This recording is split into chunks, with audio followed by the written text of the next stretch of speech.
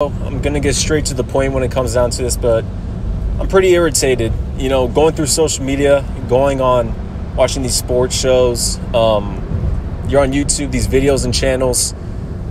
A lot of two-dimensional thinkers out there, quote-unquote NBA fans. Listen, guys, these guys base off their comments and base off everything and their excuses because they're two-dimensional thinkers. And especially when they've been throwing all these jabs at LeBron James and the LA Lakers, pretty much saying that this is a cakewalk for them to win the finals. Everything's quote-unquote rigged. This is a Mickey Mouse ring. Yada, yada, yada. Listen, I don't want to hear none of that. Whenever LeBron James joined the Los Angeles Lakers, he came off 8 straight finals. He brought that franchise, turned it around, got them to a 4 seed in the West mid-season. They had a 20-14 record. Now, LeBron did get hurt, a groin injury. After a month or two, whenever he tried to come back, after Lonzo Ball and the team stunk up the joint with a record of like 3-12 or 3-15, LeBron tried to activate playoff mode. It didn't happen. Who cares about that? LeBron was hurt, and the Lakers were screwed as it was. Whenever LeBron brought in Anthony Davis, ESPN had 5 teams over the Los Angeles Lakers to win the championship. They had the Denver Nuggets, the Jazz, the 76ers, the Bucks, and the Clippers. All 5 of those teams. Then they brought in the Lakers to where they would have the 6th best chance. That's number 1. Number 2, when it comes down to this, people said LeBron James washed up. They said Paul George and Kawhi Leonard were the best team in LA. They had the better dynamic duo than Anthony Davis and LeBron James. Jumping into the regular season, everyone was on the Bucks in the Eastern Conference, and everyone was on the Los Angeles Clippers. You had a bunch of two-dimensional fans out there. You had the media, TV pundits, pretty much crowning the Clippers as championship team. They discredited LeBron James and the crew. So that's been consistent on their end.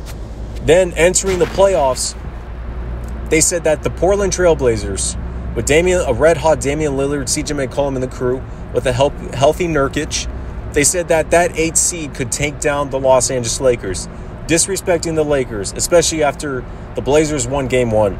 The media and everyone was overhyping everything. Then whenever the Lakers won 4 in a row, they shut up. Round 2, ESPN favored, and a lot of cats were favoring the Houston Rockets over the Los Angeles Lakers because you had James Harden and Russell Westbrook, 2 MVPs, and that team had a crazy amount of offense, and they were saying no one could stop James Harden. And look what. After the Rockets won Game 1, same story. Media overhyping, saying the Lakers are washed and done with. Then LeBron and the Lakers, they won 4 in a row. Then they shut up. The 3rd round, they went against the Denver Nuggets. Now, that one was a little more kind of favored towards the Lakers, but there were still people yapping their mouth about the Denver Nuggets, and it wasn't a clear-cut favorite for the Lakers to beat them because the Nuggets overcame the Clippers, and they could do the same thing with the Lakers. Lakers handled their business. They went up 3-1, and a bunch of people back again. Oh, well, the Nuggets came back from 3-1 twice. They can do the same thing. Lakers shut them off. LeBron James scored the last 8 to 11 points in the 4th quarter, and he took them to the finals, and everyone shut up.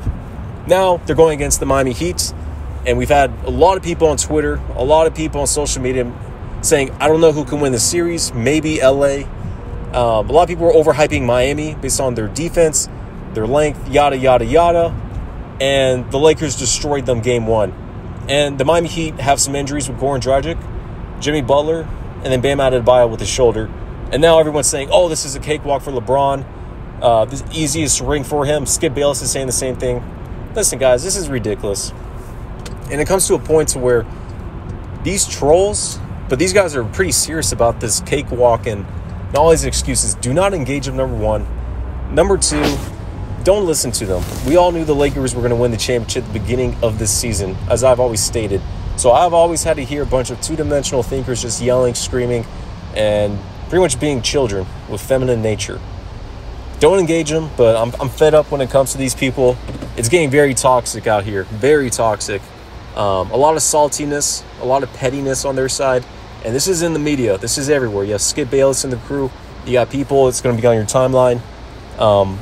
Listen, we drop them with facts. If anything, we don't engage with them. But peace out. Lakers 2020. Kudos.